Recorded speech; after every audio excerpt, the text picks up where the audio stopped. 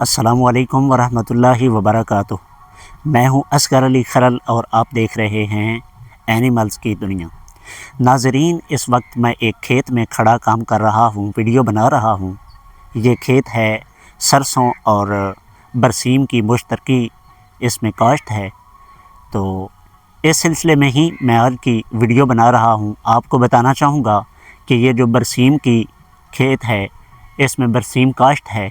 बरसीम जो चारा है, हम अमूमन अपने जानवरों को डालते हैं, जिसे हम अपनी पंजाबी ज़बान में शिताला या कई इलाकों में शब्दल भी कहते हैं। अज इस सिलसिले दे विच गल करांगे, आपके साथ मैं बात करूंगा कि ये जो बरसीम है इसकी क्या वैल्यू है, ये कितनी खसूसियात का हामिल है जानवरों की खुराक के हवाले से। तो ज़रा इस पर ज़रा कुछ तफसील से बात करूंगा। बरसीम जानवरों के लिए एक मुकम्मल ग़िज़ा है। इसकी डाइजेस्टिबिलिटी यानी कि हज़म होने की सलाहियत बहुत ज़्यादा है। अगर आप किसी जानवर को 10 केजी के लगभग खुराक देते हैं तो इसमें जो हज़म होने की सलाहियत है वो 6.5 से 7 केजी के लगभग है। यानी यूँ समझिए कि 65 से 70% इसकी जो डाइजेस्टिबिलिटी है, यानी टोटल डाइजेस्टेबल न्यूट्रेंट्स हैं, वो इसकी सलाहियत है 65 से 70%। ये जानवरों के लिए अच्छी खुराक है। इसमें हाई फास्फोरस और कैल्शियम की मिकदार है। ये हाई एनर्जी भी रखता है। यानी अगर आप अपने जानवरों को बरसीम खिलाते हैं, बरसीम की खुराक देते हैं, तो ये जानवरों के लिए बहुत फ़ायदेमंद है। आपके जानवर जो हैं वो मोटे भी हो सकते हैं, उनका वेट भी गेन हो सकता है, उनकी जो मिल्क प्रोडक्शन है वो भी ज़्यादा हो सकती है। इसकी वजह ये है कि क्योंकि ये हाई एनर्जी है, इसमें हाई डाइजेस्टिबल न्यूट्रेंट्स हैं और ये जो है एक अच्छी खुराक है। और इसमें पहली कट में लोग क्या करते हैं, अक्सर किसान करते हैं कि सरसों भी मिला लेते हैं। पहली कट जो अमूमन होती है वो मुश्तरका होती है सरसों और बरसीम की। तो इसलिए करते हैं क्योंकि जो पहली कट होती है बरसीम की वो को खास अच्छी नहीं होती, पतला पतला सा होता है, उसने मुकम्मल तौर पे ग्रो नहीं किया होता। तो किसान हजरात ये समझते हैं कि चलो कट अच्छा मिल जाएगा, ज़रा सघना सा होगा, गढ़ मतलब थिकर होगा, थिकर कट होगा। तो जो सरसों की है चारा जानवरों को दिया जाता है, ये भी बहुत अच्छा है। इसमें अगर आप यूँ समझिए थोड़ी सी डाइजेस्टिबिलिटी जो है वो कम है, हज़म होने की सलाहियत कम है बरसीम की निस्बत। बरसीम में मैं आपको बता चुका हूँ कि ये है 65 से 70% है, और ये जो सरसों है, मस्टर्ड है, इसमें है 58 से लेकर 62 तक है, यानी कुछ कम है बरसीम से।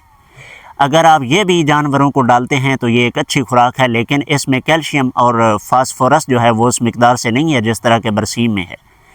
और आप इसे ज़्यादा जानवरों को खिला भी नहीं सकते। अगर आप इसे चारे में देना चाहते हैं तो आपके चारे में 70% जो है वो बरसीम होना चाहिए, 30% जो है वो होनी चाहिए, ये मस्टर्ड होनी चाहिए, सरसों, जिसे अपनी पंजाबी ज़बान में रोया या सरों भी कहते हैं। तो इसमें जो होता है 3 से 4% फ़ैट होता है, जो जानवरों की जल्द के लिए बहुत ज़रूरी है। सरसों में जानवरों की जल्द में ये रंगत लाता है, जानवरों की जल्द में ये चमक लाता है, जानवरों की जल्द पर ये बालों का जो कोट होता है वो अच्छा करता है। यानी कि बालों की जो कमी हो जाती है, जानवरों की जल्द पे बाल गिरने लगते हैं, वो अच्छा करता है, जानवरों को खूबसूरत करता है। तो ये भी एक अच्छी खुराक है। और बरसीम के बारे में भी मैं आपको बता चुका हूँ कि इसमें हाई कैल्शियम और फास्फोरस है।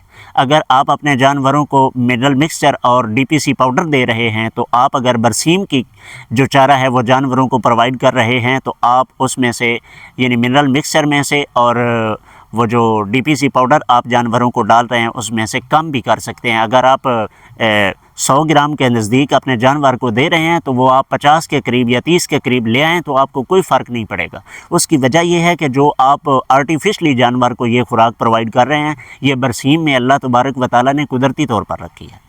और एक और बात भी मैं आपको बताना ज़रूरी समझता हूँ कि ये जो बरसीम है ना, ये जानवरों के लिए नुकसानदेह भी है। नुकसानदेह इसलिए है कि ये जानवरों में ब्लोटिंग की कैफियत पैदा करता है। ये जानवरों का पेट जो है उसमें हवा सी भर जाती है, वो बड़ा सा हो जाता है, ड्रम की सूरत में वो टाइट हो जाता है। तो ये ब्लोटिंग भी कर सकता है, लेकिन ब्लोटिंग ये उस सूरत में करता है जब ये गीला हो, यानी इस पर बारिश हुई हो या पानी लगा हुआ हो। उस वक्त ये आपके जानवरों में ब्लोटिंग भी कर सकता है, यानी जानवरों में जो है ना उनके मैदे में गैस भर सकता है, रूमन में।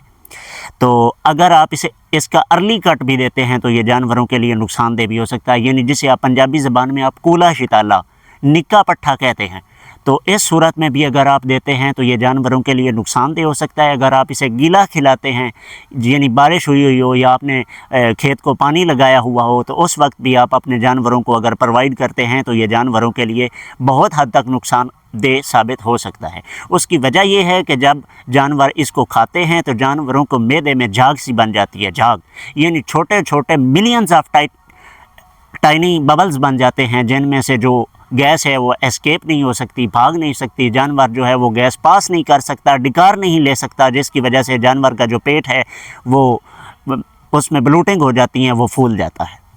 تو بہتر یہی ہے کہ اس کی ارلی کٹ یعنی نکا شتالا نہ پایا جائے۔